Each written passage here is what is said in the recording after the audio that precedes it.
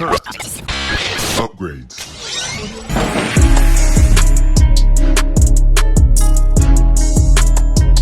And then, welcome back, ladies and gentlemen, to another JVS movie review.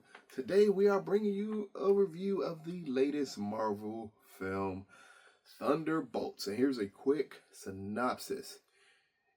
Entranced in a deep trap, an unconventional team of antiheroes must embark on a dangerous mission that forces them to confront the darkest corners of their past. And this is directed by Jake Schreier. It stars Florence, Pugh, Sebastian, Wyatt Russell, Louis Pullman, David Harbour, and Julia Louis-Dreyfus.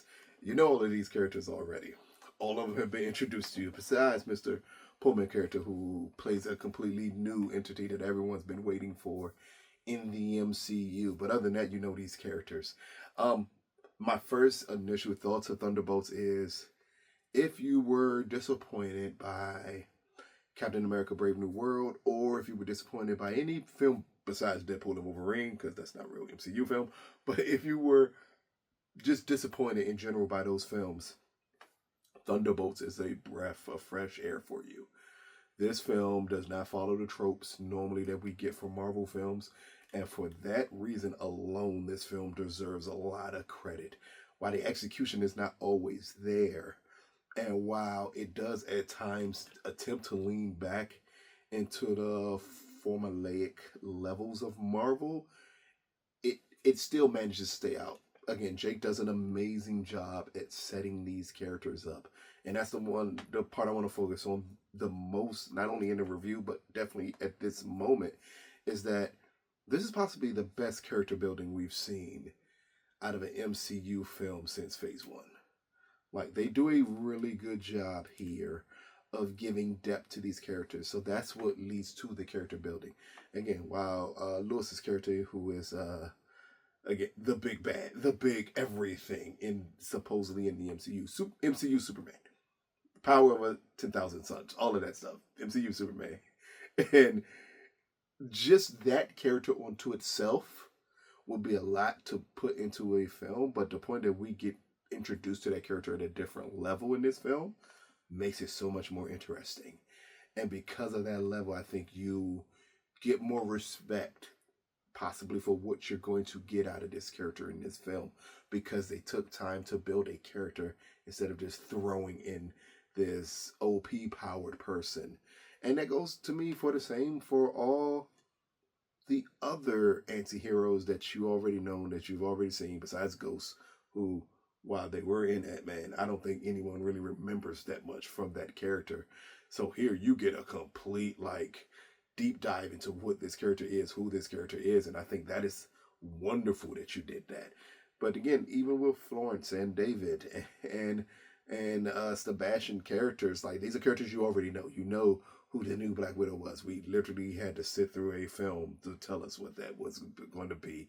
Same thing with Wyatt, where you know these characters, but then I think this film still manages to bring more depth to these characters, so you respect the decisions and the movements of these characters more in this story, and I think that is a plus. The minus for me is a lot of people have made a big deal about the mental aspects of this film and what that means and how deep that is. The mental health aspects of this film felt as deep as a Saturday morning after school special film. Very surface level. It's nothing that digs deep to make you think anything at all to me here. And that's part of the thing that holds this film back the most, is that because you went with that angle, but you didn't necessarily dive into it the way you needed to really make it substantial. Said you made it surface level, so it becomes something that you could just forget was even brought up and mentioned. And that's the biggest flaw of Thunderbolts, is that along with that part of it, the story feels throwaway. The plot feels like a throwaway. It's really nothing you're getting here that's going to make you care about it. As someone said as we were leaving the theater for the critic screening, is that Thunderbolts feels like a filler film. And as I started to think more and more about it, I said, that's right. It feels like a filler film. A film that if you skipped it, you'll be perfectly fine. If you don't skip it, it can give you some little things to look forward to in the MCU, or maybe it gives you clarity on certain things and certain characters a little bit in the MCU. But you can kind of skip this movie and not have it affect you. So that's what I mean by it feels like a filler film. But as we just get to the storyline of the film, I think the introduction of each character is very interesting because we get to see them at a point of their lives where they're attempting to either escape everything they've done or just come to terms with it and learn how to deal with it here. And that's how we get this rash tag team put together here. I know the trailers have shown some of the reason they get put together, but I'm not going to say talk about it here in this review. Let's just say something happens that leads them to get together. And then they have a foe who they must fight. That's as much as you're going to get out of me here, because I don't think that's the important part of the film necessarily. Granted, it is the plot of the film. I'm literally saying it's not an important part because the plot is silly, and literally you could go without it, and you'll be perfectly fine, like a Jason Statham movie where you don't even need a plot. That's what Thunderbolts feels like here.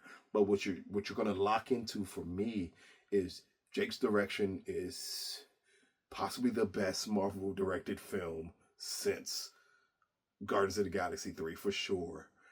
And he does an amazing job of understanding what tone should be for this film and understanding the way characters should act in this film. Granted, it feels like Zack Snyder made this film for MCU.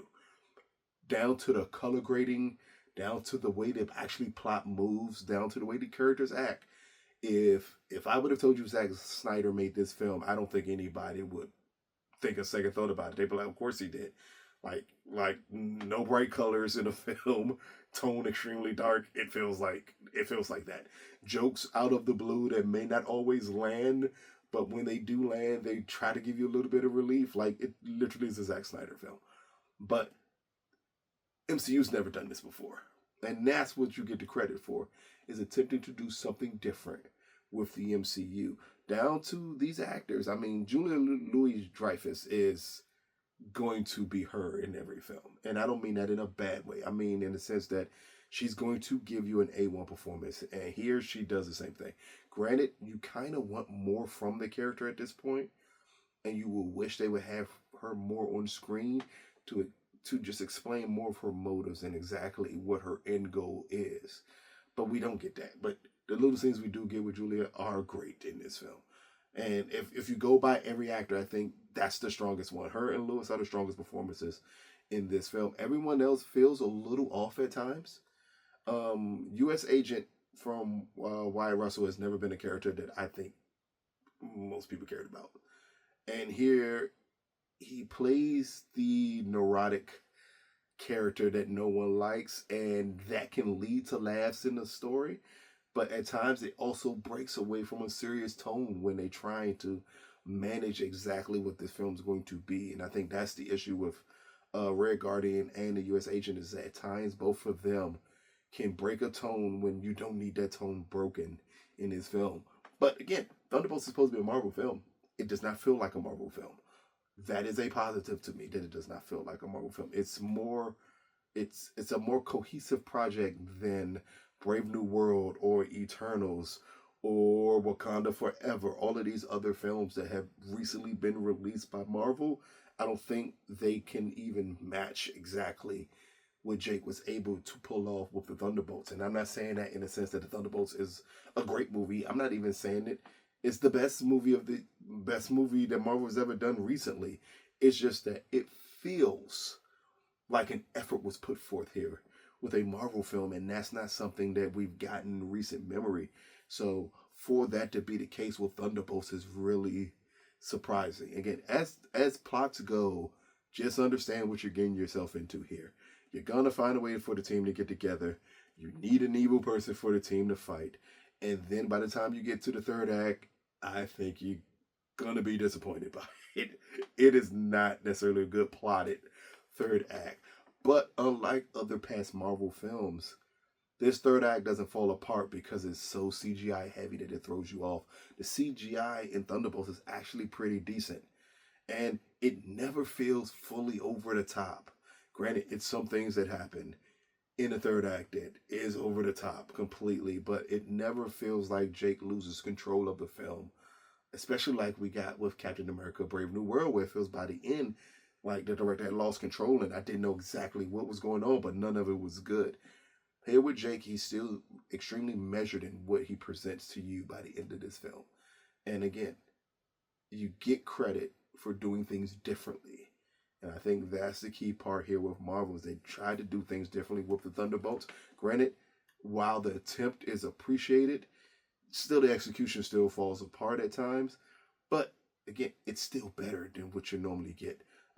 This is some of the best cinematography also from Marvel. This is possibly the best score I've heard from Marvel since Eternals, which that was the only good part of Eternals to me was the score. Like, I think this, besides the story and the plot being really not good at all, it's so many other positives in the Thunderbolts. Granted, I don't know what audience Thunderbolts is for.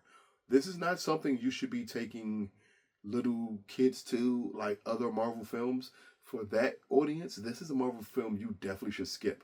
There's some vulgar moments in this film, vulgar language for sure in this film, that don't necessarily fit with the motif of the family-friendly versions of Marvel that people have grown accustomed to, especially when you opening up a summer film. You kind of expect that from Marvel. But here, this film, I think it's hard to pinpoint the exact audience this is made for. But what you do appreciate that it's something so different that maybe you're going to lose an audience, but maybe you'll gain people who think possibly this can help bring Marvel back. I'm not a fan of that slogan at all. I'm not a fan of that movement that people are looking for a film to bring Marvel back.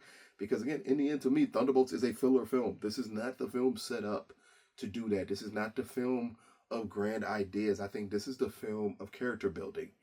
And for the aspects and the characters that Jake needed to build in, I think he does a really good job at it with Thunderbolts. And at times, again, this feels like a Zack Snyder film. So some of those same flaws are in this film. I am extremely interested to see how certain fans of the MCU are going to react, to the point that if you saw these flaws in BVS and the 4-hour-long versions of Justice League, you're going to have to see these flaws in Thunderbolts, because they're literally, for me, identical flaws in it. But again, it's Marvel, so at times you try to give them excuse. But if you're looking at recent Marvel history and Thunderbolts is much better than that. This is a film that, while the plot and story aren't good, they still develop characters well here. You leave the theater caring more about these characters than you did coming into the theater. You just don't care what they go through during the movie, because none of it makes sense, and a lot of it is nonsensical. Again, down to a third act that is full of that just leaves you kind of bewildered exactly what was the point this movie was even made. And then you do get 2 after credit scenes in it, and one of them possibly pushes why this film is and feels like a filler film. Not going to say what it is, but just stay. It's 2 after credit scenes. One of them is not worth seeing, really, didn't need it, and the other one is. So just pay attention to that, because those are important elements of this film. But Thunderbolts, brought to you by Disney and Marvel Entertainment. It drops this Friday. Out of a possible 10, I'm going to give Thunderbolts a 6.5 out of 10. This is the best Marvel movie. Definitely a Phase 5 and possibly a Phase 4. I'm trying to think of a movie in Phase 4 I thought that was good. Like, this movie, through all its flaws, still manages to give you something different. And that's something that I think a lot of people have been hoping that Marvel would do, is give you something different and jump themselves out of the norm. And they do that with Thunderbolts. I'm not saying this to good results, because again, the story and the plot are not good at all in this film, and the performances are solid, but not enough to make up that the film feels pointless after a while. But the point that you even made an attempt to tonally change what you would expect a Marvel movie to be, I think that is a credit you have to give them, and that can make this film watchable for a lot of people. Now, if you are someone who is waiting for the movie to save Marvel, this is not that movie. But this is a movie that I think you can go into And especially if you're a fan of the MCU, I think you possibly will thoroughly enjoy it. If you're not a fan of the MCU, it may be harder for you to sit through, but I think you can enjoy the direction and the cinematography of this film and be like, huh, he's a very interesting director to go to. To the extent, even after this film was over, I was extremely interested in what would happen if he got an Avengers film. Because of the way he builds tension and suspense in this film is pretty solid. And I'm like, if you give him a bigger cast, bigger characters, I think that could be great. But nonetheless, check it out when it comes out this Friday. We say Friday when everyone knows it comes out Thursday at 3 o'clock in the afternoon. But check it out this weekend when it drops. Let us know what you think. This has been another JVS movie review. Peace, people.